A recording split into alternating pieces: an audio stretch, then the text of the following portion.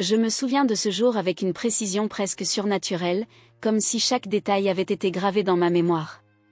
C'était un bel après-midi de dimanche en fin septembre, ce genre de journée qui vous fait éprouver une profonde gratitude d'habiter dans la charmante campagne normande. Les érables qui bordaient l'allée de notre demeure de campagne commençaient à revêtir leurs atours annuels, laissant entrevoir des touches d'or et de cramoisi à travers leur feuillage encore vert. Toute la famille s'était réunie dans l'accueil chaleureux de notre maison de style traditionnel, située près de Caen, pour fêter le 60e anniversaire de ma belle-mère, Marguerite. La maison grouillait d'activité dès l'arrivée des premiers invités. Ma belle-sœur Sarah était venue de Paris avec ses enfants, tandis qu'oncle Robert et tante Hélène avaient fait le déplacement depuis Lyon, leur coffre débordant de plats faits maison soigneusement emballés. Le bruit des portières qui claquaient et les rires d'enfants se mêlaient à l'air qui circulait par les grandes fenêtres, alors que d'autres proches arrivaient dans notre allée en demi-cercle. Je me tenais dans la cuisine, disposant les derniers amuse-bouches sur des plateaux de service, observant la scène à travers la baie vitrée. L'air embaumait les parfums mêlés de diverses préparations, le fameux pot au bœuf de tante Hélène, les carottes glacées à l'érable de ma cousine Rachel, et la tarte aux pommes que j'avais préparée ce matin en suivant la recette de ma grand-mère. Le comptoir de la cuisine était devenu le témoin de la diversité de nos traditions culinaires familiales, chaque plat portant sa propre histoire et ses souvenirs. Thomas, mon mari, se trouvait à l'extérieur, accueillant les arrivées et régulant la circulation dans notre allée de plus en plus encombrée. Je pouvais entendre son rire chaleureux se mêler aux conversations qui s'échappaient de l'arrière-cour, où quelques-uns des plus jeunes cousins avaient lancé une partie improvisée de football américain sans contact. Le bruit de leurs pas sur l'herbe et leurs cris enthousiastes formaient la bande sonore familière de nos réunions familiales. Malgré toute l'effervescence et la joie ambiante, une légère sensation d'inquiétude m'accompagnait depuis le matin. Que l'on y attribue mon instinct de femme ou simplement des années d'expérience avec la dynamique familiale, quelque chose semblait différent aujourd'hui. Peut-être était-ce la façon dont Marguerite avait été particulièrement pointilleuse sur la liste des invités, ou la manière dont Sarah échangeait des regards complices avec son mari Michel tout au long de l'après-midi. En me frayant un chemin à travers la foule qui se densifiait dans le salon, tout en équilibrant avec soin un plateau de mimosa, j'aperçus des fragments de conversation. Ma cousine Jeanne montrait à qui voulait l'entendre les images échographiques de ses jumeaux à venir. Oncle David, tout juste retraité, s'entretient avec passion avec Jacques, le frère de Thomas, au sujet de la bourse. Les enfants avaient envahi la salle de jeu, leur tournoi sur Nintendo Switch battant son plein, tandis que les adolescents se réfugiaient dans des recoins, smartphone en main, levant parfois les yeux pour rouler des yeux face aux tentatives d'humour de leurs parents. Notre foyer, habituellement assez spacieux pour notre petite famille, semblait se réduire à mesure que de nouveaux visages apparaissaient. Les pièces familières prenaient un autre caractère, envahies par les rires, les discussions animées et le joyeux désordre d'une fête de famille. Les premiers rayons du soleil, filtrant à travers les fenêtres, faisaient danser des particules de poussière dans l'air et dessinaient des auréoles autour des photos de famille accrochées au mur, des clichés retraçant notre histoire commune à travers mariage, remise de diplômes et innombrables anniversaires semblables à celui-ci. Je fis une pause près de la cheminée, où mon beau-père Georges captivait les plus jeunes cousins en racontant ses anecdotes de l'époque où il entraînait l'équipe de football du lycée. Ses mains s'agitaient avec animation alors qu'il évoquait des actions décisives d'autrefois, son auditoire fasciné malgré l'habitude d'entendre ses récits maintes fois. La cheminée en bois au-dessus de lui exposait nos plus récentes photos familiales, dont une prise lors du dernier Noël où, contre toute attente, nous avions réussi à réunir les 23 cousins sur une seule photo, même si tous ne regardaient pas l'objectif simultanément. La complexité des liens familiaux ne m'échappait pas alors que j'observais la salle. Chaque sourire, chaque caresse sur l'épaule, chaque plaisanterie complice entre frères et sœurs portait en lui des années d'histoire. Il y avait ces alliances évidentes, les sœurs qui terminaient les phrases l'une de l'autre, les cousins qui avaient grandi comme des frères, la tante et sa nièce partageant un talent artistique commun.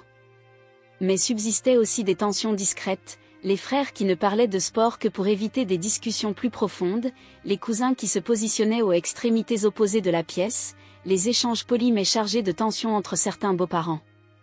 Je ne pouvais m'empêcher de penser que les familles ressemblent à de délicates tapisseries, où chaque fil contribue à un tableau plus grand. Certains fils étaient vifs et robustes, symbolisant les liens indéfectibles entre certains membres. D'autres, plus fragiles, nécessitaient une attention particulière pour ne pas se rompre sous la pression. Ce jour-là, tous ses fils s'étaient entremêlés sous un même toit, créant un motif à la fois magnifique et potentiellement précaire. En me dirigeant vers la salle à manger, j'aperçus mon reflet dans le miroir du couloir. J'avais choisi pour l'occasion une robe bleu marine, à la fois festive et suffisamment élégante sans être trop formelle. Mes cheveux blonds miel étaient rassemblés en un chignon décontracté, laissant échapper quelques mèches après des heures de préparation. Les petites rides de soucis autour de mes yeux semblaient plus marquées aujourd'hui, trahissant la tension intérieure que provoquait cette réunion. L'horloge grand-père dans le coin, cadeau de mariage offert par les parents de Thomas, tinta 4 fois, me rappelant qu'il était grand temps de préparer tout le monde pour le dîner. La table de la salle à manger avait été étendue à sa longueur maximale, complétée par des chaises empruntées aux voisins pour pallier notre manque. Des nappes en lin blanc couvraient tant la grande table que les 2 tables d'appoint installées pour les plus jeunes. Les verres en cristal captaient la lumière de l'après-midi, dessinant de minuscules arcs-en-ciel. Sur le plafond. Alors que j'ajustais une dernière fois les marque-places, je ne pouvais m'empêcher de réfléchir aux transformations de ces réunions familiales au fil des ans. Des visages étaient venus et repartis, certains par le mariage, d'autres par la perte. De nouveaux bébés avaient rejoint nos rangs, tandis que des aînés aimés laissaient derrière eux des sièges vides qu'on ne pouvait jamais vraiment combler. Pourtant, l'essence même de notre famille demeurait inchangée, tel un air favori revisité sous différentes tonalités. Le rire distinctif de Marguerite ramena mon attention au moment présent. Elle régnait dans le salon, entourée de ses amis du club de bridge invités à participer à notre fête familiale. Ses cheveux argentés, fraîchement coiffés, encadraient son visage tandis qu'elle portait le collier de perles autrefois transmis par sa mère, assorti à une robe pourpre qui faisait scintiller ses yeux. À la voir, j'éprouvais ce mélange familier d'émotions, respect, affection et une pointe d'un sentiment difficile à nommer. Le moment culminant fut atteint lorsque nous nous rassemblâmes autour de la grande table. Marguerite trônait à la tête, rayonnante, flanquée de Thomas et de Sarah. Le soleil de fin d'après-midi, filtrant par les baies vitrées, enveloppait les convives d'une douce lumière sur des couverts minutieusement disposés. Le tintement des verres en cristal se mêlait à l'animation de 23 membres de la famille tentant de trouver leur place. Je restais en retrait, aidant les plus jeunes à s'installer à leur table d'appoint. La petite Emma, la Benjamine de Sarah, insistait pour s'asseoir à côté de son cousin Jacques, tandis que j'aidais le petit Michael de 6 ans à atteindre son verre sans renverser le centre de table. La table des enfants, en contraste avec l'élégance de celle des adultes, vibrait de sa propre énergie, faite d'assiettes en carton et de gobelets en plastique. Alors que je rejoignais finalement la table principale, mon cœur fit un bond. Quelque chose clochait. Je scrutais à nouveau la disposition, tentant d'être discrète. La table avait été dressée pour exactement le nombre d'adultes prévus, mais à mesure que chacun prenait place, je réalisais avec une gêne grandissante qu'il n'y avait pas de place pour moi. Les jolies marque-places que Sarah avait écrites à la main étaient tous présents, sauf le mien. Je restais immobile un instant, figé alors que le reste de la famille poursuivait ses conversations animées. Oncle Robert se lançait déjà dans une anecdote sur sa dernière partie de pêche, tandis que tante Hélène passait un grand bol de purée de pommes de terre. Ce siège manquant semblait être une omission criante dans une fête pourtant orchestrée avec soin. Je cherchais le regard de Thomas de l'autre côté de la table, mais lui était absorbé par une discussion avec son cousin Pierre au sujet d'un prochain tournoi de golf. Les somptueux centres de table aux teintes automnales que j'avais longuement disposés ce matin semblaient soudain se moquer de moi. Chaque arrangement de dahlias bordeaux, de roses orangées et de chrysanthèmes dorés témoignait de la minutie apportée à l'événement. La nappe en lin blanc, repassée à la perfection, mettait en valeur chaque couvert étincelant et chaque serviette soigneusement pliée. Tout était parfait, si ce n'était ce détail crucial. Plutôt que de signaler ouvertement le problème, je me glissai discrètement dans la cuisine, prétendant avoir besoin de vérifier quelque chose. À travers la fenêtre de service, je pouvais apercevoir tout le monde en train de s'installer, passant les plats et se laissant emporter par le rythme familier d'un repas de famille. Les rires et les discussions se mêlaient au tintement d'ustensiles sur la vaisselle. Dans la relative intimité de la cuisine, je m'appuyais contre le comptoir en granit, essayant de comprendre mes sentiments. Le frais toucher du granit sous mes paumes m'apaisait tandis que je tentais de reprendre mes esprits. L'horloge murale égrenait silencieusement chaque instant de mon absence, tandis que l'odeur persistante de dinde rôtie et d'herbes fraîches me rappelait les heures de préparation consacrées à cette réunion. Au loin, la voix de Marguerite se faisait entendre depuis la salle à manger, racontant une de ses histoires favorites sur les aventures de Thomas dans son enfance. Ce récit, habituellement capable de me faire sourire, accentuait maintenant mon sentiment d'exil. Par la fenêtre de la cuisine, je regardais les derniers rayons du soleil peindre les érables du jardin d'un doré profond, leurs feuilles dansant sous la brise du début de soirée. Après ce qui sembla une éternité, sans doute quelques minutes seulement, Sarah apparut dans l'encadrement de la porte de la cuisine. Son expression, difficile à cerner, trahissait une hésitation tandis qu'elle s'approchait. « Maman, il faudrait sans doute sortir la chaise supplémentaire de l'étude, dit-elle d'un ton neutre. Je suppose que nous nous sommes trompés dans le décompte. Le fait qu'elle évitât mon regard me fit penser qu'il y avait peut-être plus qu'une simple erreur. Je la suivis jusqu'à l'étude, où une vieille chaise en bois se trouvait dans un coin. Elle ne collait pas du tout avec le reste du mobilier de la salle à manger, mais à cet instant, l'esthétique m'importait peu. En la ramenant, Sarah évoquait les activités scolaires de ses enfants, maintenant une apparence de normalité quelque peu forcée. Les pieds de la chaise raclaient légèrement le parquet en chêne, et ce bruit me faisait grimacer. De retour dans la salle à manger, nous coinçâmes la chaise entre oncle Robert et cousine Rachel. L'ajustement serré rendait évident qu'il s'agissait d'un ajout de dernière minute, et mes joues s'enflammèrent alors que plusieurs convives durent déplacer leur place pour accommoder ce siège inattendu. Rachel me sourit avec compassion en me passant le panier de pain, mais je perçus dans son regard une pointe de curiosité. Les conversations autour de la table se poursuivaient, mais je remarquais déjà de subtils changements dans la dynamique. Tante Hélène semblait m'observer plus attentivement que d'habitude, tandis qu'oncle David s'empressait de m'inclure dans ses propos sur ses projets de retraite. Cette attention supplémentaire ne faisait qu'accentuer mon malaise face à ma position gênante. Je me concentrais sur mon assiette, déplaçant avec ma fourchette le dinde parfaitement cuite et les légumes rôtis, alors que les mets qui, habituellement, me réjouissaient en partageant ces moments familiaux perdaient tout leur attrait. Les haricots verts aux amandes, recette transmise par la grand-mère de Thomas, restaient intacts alors que je luttais pour garder mes émotions sous contrôle. D'un nouvel angle, j'avais une vue dégagée sur Marguerite à la tête de la table. Elle semblait s'amuser pleinement, acceptant les compliments sur sa tenue et partageant des anecdotes sur ses parties de bridge. Parfois, ses yeux se détournaient vers moi, et j'aurais juré apercevoir une lueur qui détonnait avec l'ambiance festive de la soirée. Les enfants, installés à leurs tables séparées, m'offraient une distraction bienvenue. Leurs rires sincères et leurs chamailleries innocentes au sujet du dernier petit pain rappelaient des temps plus simples, où les questions d'occupation des sièges et les dynamiques familiales n'avaient pas autant de poids. La petite Emma me lança un sourire édenté, le visage maculé d'une tache de sauce tomate. Sa joie pure me ramenait à l'instant présent. Alors que le plat principal s'achevait, je remarquai de nouveau des échanges de regards complices entre Sarah et Michel. Ils semblaient communiquer en silence, comme seuls savent le font les couples de longue date, et leur interaction faisait serrer mon estomac. Le poids des non-dits planait dans l'air, se mêlant aux arômes persistants du dîner et aux ombres grandissantes de la soirée. Thomas tendit la main à travers la table pour me serrer la main, un geste qui, d'ordinaire, me réconfortait, mais qui désormais semblait insuffisant face à la complexité des émotions bouillonnant en moi. Ses yeux marrons chaleureux semblaient poser une question à laquelle je n'étais pas prête à répondre.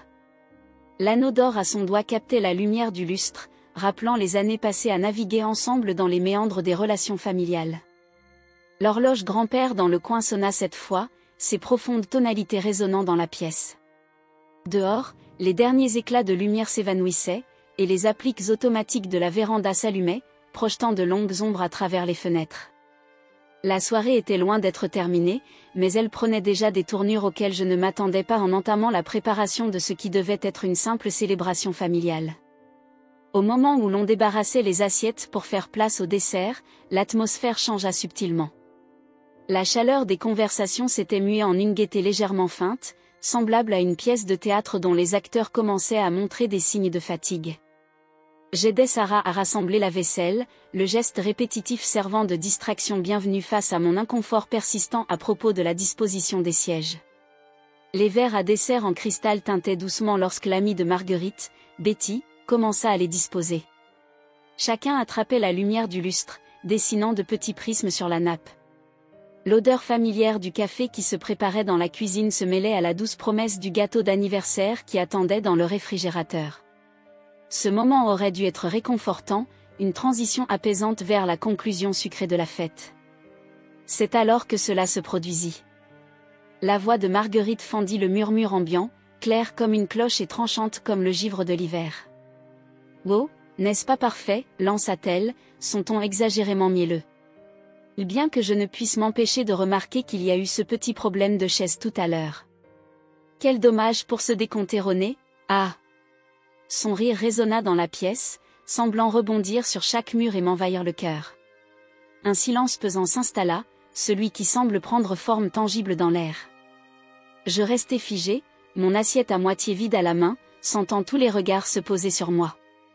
Oncle Robert se concentra soudain sur sa tasse de café, tandis que le visage de tante Hélène s'empourpra d'un rouge profond. Même les enfants à leur table séparée semblèrent percevoir la tension, leur bavardage habituel s'étouffant en chuchotements. Thomas se tortilla inconfortablement sur sa chaise, les pieds de bois raclant le parquet avec un grincement désagréable. « Maman » commença-t-il, mais Marguerite le coupa d'un nouveau rire. « Oh, ne sois pas si sérieux, Tommy. Je plaisante un peu. Après tout, c'est mon anniversaire. » Elle leva son verre de vin dans un toast fin, le merlot étincelant comme des rubis liquides sous la lumière. Mes joues s'enflammèrent alors que je déposais la pile d'assiettes que je tenais. Mes mains tremblaient légèrement et je les pressais contre la surface fraîche du buffet de la salle à manger pour me stabiliser. Le miroir ancien accroché au mur reflétait mon visage, trahissant la rougeur qui montait le long de mon cou, visible comme la manifestation physique de mon humiliation. Sarah s'approcha, tentant de former un bouclier par sa seule présence. « Maman » dit-elle fermement, « il vaudrait mieux sortir le gâteau maintenant. » Mais Marguerite n'en avait pas fini. Elle pivota sur sa chaise pour me faire face, son collier de perles captant la lumière à chacun de ses mouvements. « Tu sais, ma chérie » continua-t-elle d'une voix douce mais teintée de reproche, « à mon époque, une belle fille vérifiait toujours 2 fois tous les préparatifs, surtout pour une célébration aussi importante. » L'horloge grand-père dans le coin résonnait bruyamment dans ce silence gênant. Par les baies vitrées, j'apercevais les derniers éclats du coucher de soleil se fondant dans le ciel, transformant notre jardin en un paysage d'ombre profonde. Les érables, si beaux quelques instants plus tôt, semblaient désormais menaçants, leurs branches dessinant des motifs étranges sur la pelouse. Au même instant, la petite Emma, tendre et candide, choisit de rompre le silence depuis la table des enfants. « Tata Kate, pourquoi mamie est méchante ?» demanda-t-elle d'une voix toute innocente, sa question flottant dans l'air comme une bulle de savon, belle mais fragile. Sarah la fit taire rapidement, mais le mal était fait. Le visage de Marguerite se contracta imperceptiblement et elle prit une longue gorgée de son vin. J'avais l'impression de regarder cette scène de l'extérieur, comme si le masque soigneusement assemblé de l'harmonie familiale se fissurait peu à peu. Les magnifiques centres de table au tonneau, que j'avais arrangés avec tant de soin ce matin, semblaient soudain criardes et excessifs. La lumière chaude du lustre paraissait désormais plus crue, dévoilant chaque micro-expression sur les visages rassemblés. Ma cousine Rachel tenta de détourner l'attention en racontant une anecdote sur le dernier match de foot de son fils, mais sa voix paraissait forcée et artificielle. Oncle David se racla la gorge à plusieurs reprises, une manie nerveuse qu'il avait depuis toujours.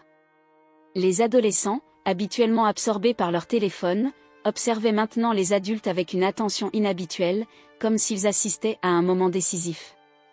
Le poids des mots de Marguerite pesait sur moi comme une force physique. Chaque respiration devenait un effort, comme si l'air se faisait dense et lourd. La robe bleu marine que j'avais choisie ce matin semblait désormais trop serrée, trop formelle, trop tout. J'étais douloureusement consciente de cette chaise incongrue sur laquelle je m'asseyais, son style dépareillé devenant le parfait symbole de ma place dérisoire au sein de la famille. Finalement, Thomas reprit la parole d'une voix ferme. « Ça suffit, maman, » dit-il, un ton qui laissait transparaître une rare morsure. Mais Marguerite se contenta de sourire, un sourire qui n'atteignait pas vraiment ses yeux. « Oh, ne sois pas rabat-joie, Tommy.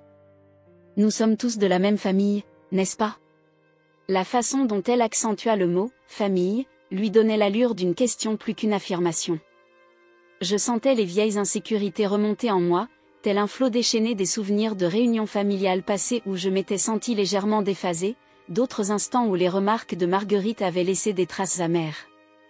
La salle à manger, avec ses décorations minutieusement choisies et ses photos de famille, ressemblait désormais à une scène de théâtre pour une pièce à laquelle je n'avais pas été conviée.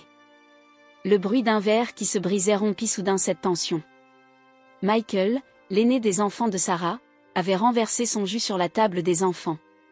Le liquide violet s'étalait sur la nappe en papier blanche comme une tache abstraite. Le chaos habituel du nettoyage offrit un bref moment de distraction, mais l'atmosphère restait lourde. En époussetant la tâche avec des serviettes en papier, j'aperçus des regards lourds de sang s'échanger entre les adultes. Tante Hélène murmurait quelque chose à oncle Robert, tandis que Sarah et Michel semblaient reprendre leur silencieuse conversation. Même Pierre, le cousin habituellement discret, observait la scène avec une intensité inattendue. L'horloge murale affichait désormais 19h45, bien que l'instant eût semblé durer des heures depuis la remarque initiale de Marguerite. L'obscurité extérieure s'était accentuée, et nos reflets dans les vitres se faisaient plus marqués, créant l'effet étrange d'un dîner familial parallèle dans un autre monde. Peut-être que dans cet autre monde, tout se serait déroulé sans accroc, sans chaise manquante ni remarque piquante. Après avoir terminé de nettoyer la tâche, je pris une décision. La honte s'était cristallisée en quelque chose de plus déterminé. Sans un mot, je me levai et me dirigeai vers la cuisine, mes talons claquant sur le parquet à chaque pas. Derrière moi, je pouvais entendre les voix s'élever à nouveau, comme une radio qui reprend après une pause statique.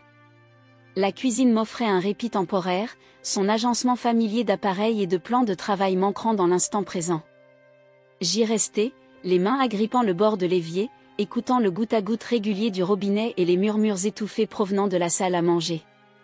La vaisselle, fruit de plusieurs heures de préparation, traînait encore çà et là, vestige d'une fête qui avait pris une tournure inattendue. Sans vraiment y penser, je me retrouvai à traverser le vestibule pour rejoindre la véranda. L'air du soir me frappa comme une caresse, portant avec lui le parfum vivifiant des feuilles d'automne et la fumée boisée provenant d'une cheminée voisine. Le jardin, autrefois soigneusement entretenu, se résumait maintenant à des formes et des ombres dans la pénombre naissante. La lumière d'un détecteur de mouvement s'alluma brusquement, projetant une blancheur crue dont je m'écartai rapidement pour retrouver la douceur des ombres.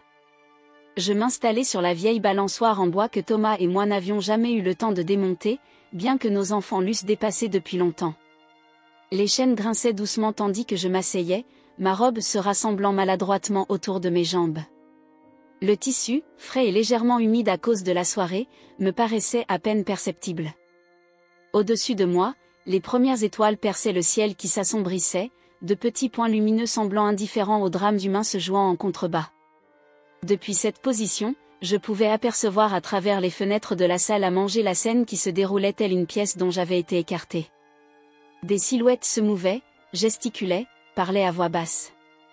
J'observais Sarah qui aidait à débarrasser la vaisselle, Thomas qui se penchait pour murmurer quelque chose à sa mère, et les enfants qui couraient entre les adultes, inépuisables dans leur énergie. La lumière chaleureuse qui filtrait des fenêtres dessinait de longs rectangles dorés sur la pelouse, comme des sentiers que je ne pouvais atteindre. Le balancement rythmique de la balançoire évoquait en moi des souvenirs des moments où nous poussions nos propres enfants ici, leurs cris de joie résonnant dans le jardin. Émilie, aujourd'hui étudiante à l'université, réclamait autrefois « plus haut, tandis que Daniel, au lycée, essayait de tordre les chaînes pour se faire tourner. Ces jours plus simples me semblaient désormais bien loin, perdus dans la complexité des relations adultes et des attentes non dites. Le bruit de la porte arrière qui s'ouvrait me fit sursauter, mais il ne s'agissait que de la petite Emma, serrant contre elle son lapin en peluche et arborant un air incertain. « Tata Kate » appela-t-elle doucement, « tu fais une pause ?» L'innocence de sa question me fit presque sourire malgré tout. Je lui tapotai doucement la balançoire, et elle s'y précipita avec entrain, son lapin se balançant au bout de sa main. Nous nous balançâmes ensemble en silence, le seul bruit étant le crépitement régulier des chaînes et le lointain bourdonnement de la circulation sur la grande route. La présence d'Emma était comme un petit rayon de lumière dans la nuit, simple et sincère. Elle ne questionna pas pourquoi j'étais dehors ni pourquoi mamie avait tenu ses propos. Elle se contenta de faire voler ses pieds en l'air tout en fredonnant l'air d'un dessin animé qu'elle affectionnait. À travers les fenêtres, je voyais Marguerite régner à la table, absorbée dans une conversation animée avec ses amis du club de bridge. Le scintillement de son collier de perles dans la lumière m'envoya une nouvelle vague d'émotions, non plus seulement de la peine, mais un mélange complexe de colère, de tristesse et d'une étrange pitié. Combien d'années de navigation délicate dans ce réseau familial avaient conduit à cet instant? Le craquement des feuilles annonça une nouvelle arrivée. Sarah apparut au bord de la lumière, l'air hésitant. « Emma, ma chérie, il est l'heure du gâteau, dit-elle d'un ton soigneusement neutre. » Emma descendit précipitamment de la balançoire et courut vers sa mère, son lapin rebondissant contre sa jambe. Sarah resta un moment sans savoir quoi dire, puis je détournai le regard et entendis bientôt leurs pas se retirer vers la maison. Une fois seule, mes pensées vagabondèrent au fil des années passées au sein de cette famille. Les débuts de ma relation avec Thomas, quand Marguerite était polie sans pour autant se montrer hostile, la préparation du mariage où chaque décision se transformait en un champ de bataille subtil, la naissance de nos enfants, instant de joie mêlé aux sous-entendus critiques sur mes choix parentaux. Chaque souvenir était comme une perle enfilée sur un fil, conduisant inévitablement à cette soirée. La nuit avait apporté un froid nouveau, et des frissons parcouraient mes bras nus. De l'intérieur, on entendait les voix étouffées entonner « Joyeux anniversaire » d'un air légèrement faux mais plein d'enthousiasme. J'imaginais la scène, Marguerite rayonnante au-dessus de son gâteau, les bougies projetant des ombres dansantes sur son visage, et tout le monde réuni dans une démonstration d'unité familiale. Le fait que je sois exclue de ce tableau me paraissait à la fois douloureux et étrangement libérateur. Mon téléphone vibra dans ma poche, un message d'Émilie, « Ça se passe bien pour la fête de mamie ?» La simplicité de cette question me serra la gorge. Comment pourrais-je expliquer à ma fille la complexité des relations adultes, la manière dont les mots peuvent blesser plus profondément qu'une blessure physique? Je remis mon téléphone dans ma poche, me promettant de trouver les mots justes plus tard. Le son lointain d'un sifflet de train se fit entendre, rappelant toutes les fois où j'avais écouté ce même son en nourrissant nos bébés au milieu de la nuit. Le train avait jadis symbolisé l'évasion, un monde au-delà des couches et des nuits blanches. À présent, il évoquait un désir différent, non pas tant fuir, mais comprendre, être accepté, retrouver ses liens familiaux sans condition. Une légère pluie commença à tomber, si fine qu'elle ressemblait plus à une brume qu'à de véritables gouttes. Elle se posait sur mes cheveux et ma robe, ajoutant une dimension physique au poids émotionnel que je portais. Les feuilles d'érable au-dessus de moi scintillaient légèrement sous la brise, leurs ombres dansant sur l'herbe mouillée. Au loin, le tonnerre grondait, annonçant qu'une véritable tempête se préparait. Je savais que je devais rentrer. La partie rationnelle de mon esprit énumérait les raisons, il faisait froid, la pluie s'intensifierait peut-être, on s'inquiéterait, et il était puéril de se cacher ainsi. Mais une autre partie de moi avait besoin de ce moment de retrait, d'un espace pour respirer, réfléchir et ressentir sans la contrainte de maintenir une façade agréable. La lumière de la véranda s'éteignit automatiquement, et je me sentis étrangement reconnaissante pour cette obscurité plus profonde. Le bruit de la porte arrière qui s'ouvrait à nouveau me parvint, et cette fois, je reconnus les pas de Thomas sans même lever les yeux. Il s'arrêta au seuil de la véranda, respectant mon besoin d'espace tout en affirmant sa présence. Ce moment suspendu entre nous était chargé de tout ce que nous n'avions jamais osé dire à propos de sa mère, des dynamiques familiales, du prix à payer pour maintenir la paix. Vers 9 heures, l'atmosphère à l'intérieur de la maison changea nettement. J'étais enfin rentrée, poussée par le froid grandissant et quelques gouttes de pluie éparses. Je m'étais réfugiée dans le salon, blottie dans ce fauteuil oversized qui avait longtemps été mon coin lecture favori. Les bruits de la fête continuaient de filtrer depuis la salle à manger, mais quelque chose dans le timbre des voix avait changé. Le premier indice de cette transformation fut lorsque la petite Emma traversa en courant l'entrée, fit demi-tour et m'observa avec de grands yeux. Elle ouvrit la bouche, comme pour dire quelque chose, jeta un coup d'œil par-dessus son épaule vers quelqu'un que je ne distinguais pas, puis s'enfuit. Un moment plus tard, j'entendis la voix feutrée de Sarah dans le couloir, suivie de chuchotements. Depuis mon poste, je pouvais apercevoir des mouvements à peine perceptibles à travers l'ouverture du salon. Les convives se rassemblaient de nouveau dans la salle à manger, mais l'aisance habituelle d'un dîner de famille avait laissé place à une organisation plus orchestrée. Le murmure des conversations s'était atténué en chuchotements, ponctué par le grincement occasionnel de chaises et le claquement discret de talons sur le parquet. Hésitante à reprendre ma place, la curiosité finit par l'emporter sur ma peine. Me levant du fauteuil, je m'approchai discrètement de l'entrée du salon, observant sans me joindre entièrement au groupe. La salle à manger avait été transformée en mon absence. Quelqu'un avait atténué la lumière du lustre, et de petites bougies chauffe-plat vacillaient sur la nappe, formant des éclats de chaleur qui adoucissaient les contours de la pièce. Marguerite occupait toujours sa place à la tête de la table, mais son attitude avait changé radicalement. L'assurance tranchante qu'elle arborait plus tôt avait laissé place à une posture réservée, les mains jointes dans son giron et un visage empreint d'une nervosité mêlée d'anticipation. Le collier de perles, qui quelques instants auparavant semblait se moquer de moi, tremblait légèrement à chacun de ses respirations. Thomas se plaça à mon coude, me faisant sursauter. « Tu devrais reprendre ta place », murmura-t-il doucement, sa main effleurant l'arrière de mon dos. Sa voix portait un mélange de tension et d'excitation qui contrastait étrangement avec le cours des événements. Hésitante, il ajouta, « S'il te plaît, c'est important. » En approchant de la salle à manger, je remarquai que tous les regards se tournaient vers nous, tout en essayant de paraître discret. Oncle Robert tripotait nerveusement sa tasse de café, tandis que tante Hélène luttait pour aplanir sa serviette d'un geste tremblant. Même les adolescents avaient rangé leur téléphone, affichant des visages attentifs et emplis d'attente. La chaise incongrue qui avait jadis symbolisé mon humiliation avait disparu, remplacée par autre chose de complètement inattendu, la vieille chaise berçante en bois de ma grand-mère, celle qui trônait habituellement dans notre chambre. Sa silhouette aux bras incurvés et son coussin usé brillaient sous la lueur des bougies, sa présence à la fois déconcertante et lourde de sens. Sarah s'avança alors, tenant un vieil ouvrage relié en cuir. Ses yeux brillaient d'émotion contenue, et malgré une larme retenue, elle esquissa un sourire. « Kate, dit-elle d'une voix tremblante, nous t'avons caché un secret. En fait, plusieurs secrets. » Un rapide échange de regards avec Marguerite scella ce moment. La pièce était devenue d'un calme presque solennel, seulement troublée par le tic-tac régulier de l'horloge grand-père et le doux bruit de la pluie contre les fenêtres. La tempête tant redoutée s'était finalement manifestée, mais ses sons se faisaient discrets, comme si le monde extérieur avait choisi de n'offrir qu'un fond musical délicat à ce qui allait se révéler. Marguerite s'efforça de reprendre contenance et se leva, lissant sa robe pourpre d'un geste qui trahissait une légère hésitation. « Catherine, dit-elle en utilisant mon prénom complet pour la première fois depuis des années, je te dois des excuses. Plusieurs, en fait. » Elle fit une pause, semblant rassembler ses pensées. « Mais avant cela, moi avons quelque chose à te montrer. » Thomas me guida vers la chaise berçante de ma grand-mère, et je m'y installai instinctivement, trouvant dans son étreinte familière un ancrage au milieu de l'incertitude. L'ouvrage en cuir que Sarah tenait fut transmis à Marguerite, qui l'ouvrit avec précaution.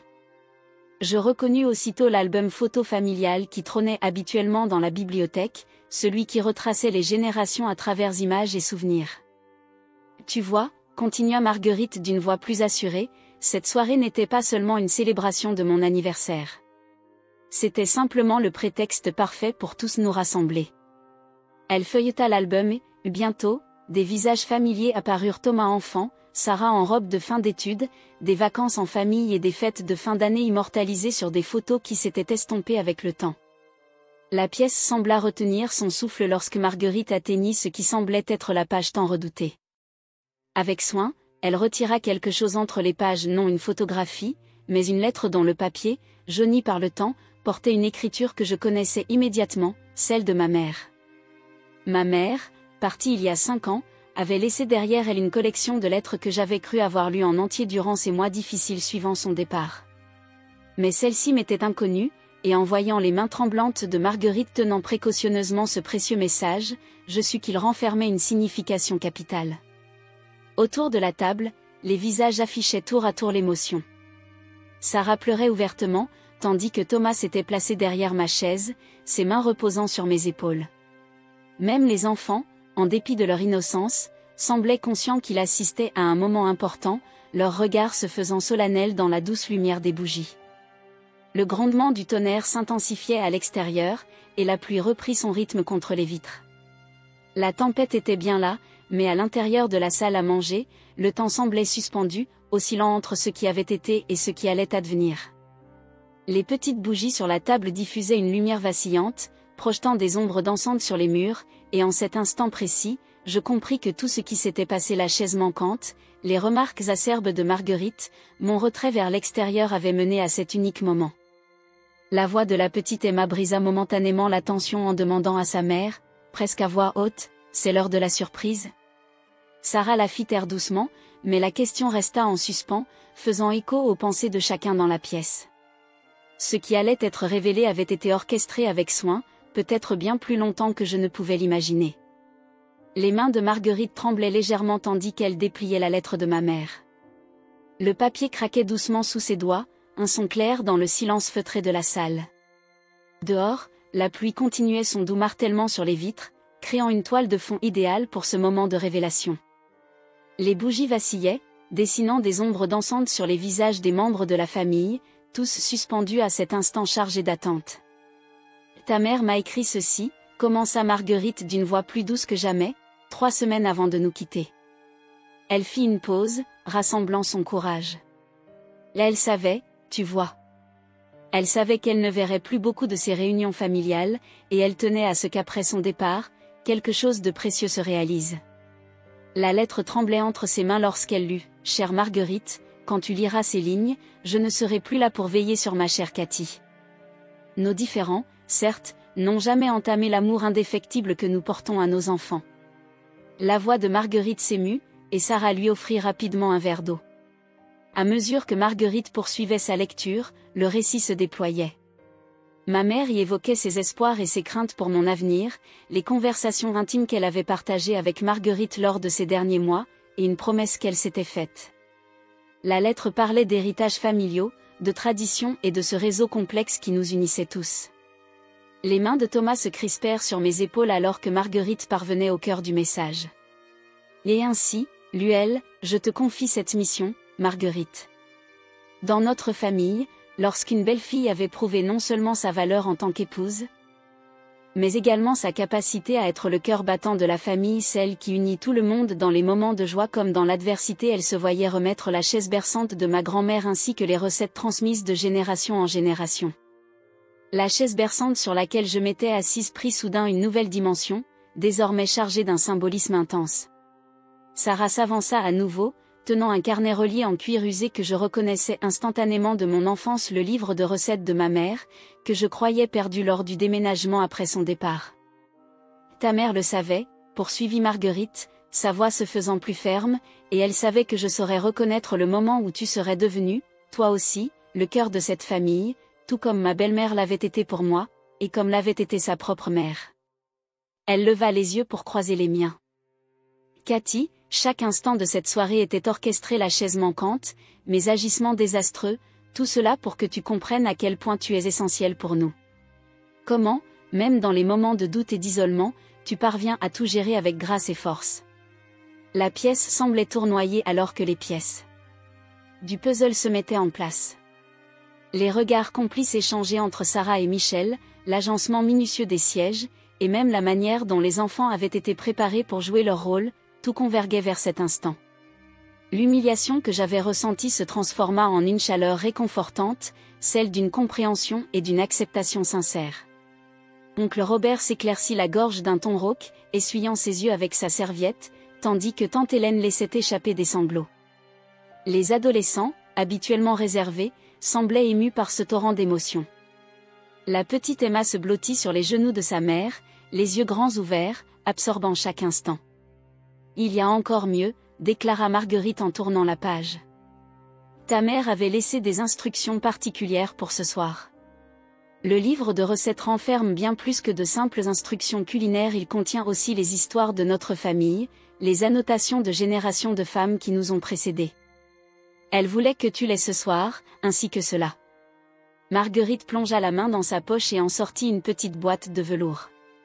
À l'intérieur se trouvait un délicat médaillon en argent, celui que je me rappelais avoir vu ma mère porter lors d'occasions spéciales. « Ouvre-le », m'encouragea-t-elle. Mes doigts tremblants actionnèrent le fermoir, révélant 2 minuscules photographies, l'une de ma mère et moi le jour de mon mariage, et l'autre, jusqu'alors inconnue, montrant Marguerite et sa belle-mère lors de son propre mariage. « Et nous ne sommes pas parfaits », déclara Marguerite, la voix épaisse d'émotion. Dieu sait que j'ai commis bien des erreurs. Mais la famille, c'est apprendre de ses erreurs, grandir ensemble dans les moments difficiles comme dans les instants de bonheur. Elle se leva, contourna la table pour se placer devant moi. Peux-tu pardonner à une vieille femme sa part de responsabilité dans le drame de ce soir? Peu à peu, la tempête extérieure se calma, son intensité s'étant dissipée, tout comme la tension qui avait imprégné la soirée. Par les fenêtres, des éclaircies laissaient entrevoir quelques étoiles timides, comme si la nature elle-même saluait ce moment de réconciliation. Je me levai de la chaise berçante, les jambes un peu vacillantes, le carnet de recettes entre mes mains toujours chaud, vibrant de l'histoire qu'il renfermait. Je balbutiai enfin, il n'y a rien à pardonner, d'une voix étonnamment assurée, car ce soir tu m'as offert ce que je n'avais jamais osé espérer m'aider à comprendre le dernier présent de ma mère. Je tendis les bras, et Marguerite s'y glissa, son collier de perles frais contre ma joue, alors que nous nous enlacions. La pièce éclata en applaudissements, en rires et en larmes. Sarah fut la première à se joindre à notre étreinte, suivie de Thomas, puis bientôt, toute la famille se rassembla autour de nous. Même les adolescents mirent de côté leurs réserves habituelles pour participer à ce moment si intense. Le livre de recettes et le médaillon furent passés de main en main avec révérence, chacun y ajoutant ses propres souvenirs liés aux plats et aux occasions qu'ils symbolisaient. Alors que la soirée touchait à sa fin, je me retrouvai à nouveau sur la chaise berçante, le livre ouvert sur mes genoux. La famille s'était dispersée autour de moi, certains dans la cuisine, rangeant les restes, d'autres dans le salon, partageant anecdotes et souvenirs. La tempête s'était complètement dissipée, laissant place à une fraîche nuit d'automne limpide. Thomas me présenta une tasse de thé en s'installant sur le bras de la chaise. « Et tu sais, murmura-t-il, maman avait passé des mois à organiser tout cela. Elle voulait que tout soit parfait, pour que tu comprennes combien tu comptes pour nous tous. » Il marqua une pause, l'air pensif, même si je crois qu'elle s'était un peu trop investie dans son rôle de belle-mère difficile. Je souris, un rire sincère et libérateur. Elle était vraiment convaincante, admis-je, avant que mon visage ne se fige un instant. Ma mère aurait adoré tout ce théâtre, tu sais. Toute cette agitation, cette révélation spectaculaire, c'était exactement son style. Je caressai du bout des doigts les pages usées du livre de recettes, ressentant les légères empreintes laissées par les mains qui y avaient écrit au fil des ans. Plus tard dans la soirée, alors que les derniers invités prenaient congé, Marguerite me tira de côté une dernière fois. « Ta mère avait aussi écrit ceci, » dit-elle en ressortant la lettre. Et elle disait, « Souviens-toi, Marguerite, que la famille ne se définit pas seulement par le sang ou le mariage, c'est l'amour que nous choisissons de donner chaque jour. » Elle avait raison, tu sais. Et toi, Cathy, tu as choisi d'aimer cette famille un peu folle chaque jour. Je regardais notre famille se disperser dans la nuit, Sarah guidant ses enfants endormis vers la voiture, oncle Robert et tante Hélène se promenant bras dessus bras dessous le long de l'allée, les adolescents échangeant des accolades sincères. La chaise berçante attendait dans un coin, prête à être placée en signe d'honneur dans notre salon. Le livre de recettes et le médaillon demeuraient sur la table, symbole tangible des liens invisibles qui nous unissaient. En refermant la porte sur les derniers adieux, un profond sentiment de paix m'envahit. La soirée avait été un cheminement à travers la douleur et la guérison, à travers l'incompréhension et la révélation, à travers la complexité de l'amour familial. Mais surtout, elle m'avait rappelé que parfois les cadeaux les plus précieux se présentent sous des formes inattendues, et que le cœur d'une famille peut contenir à la fois les cicatrices du passé et la promesse d'un avenir lumineux.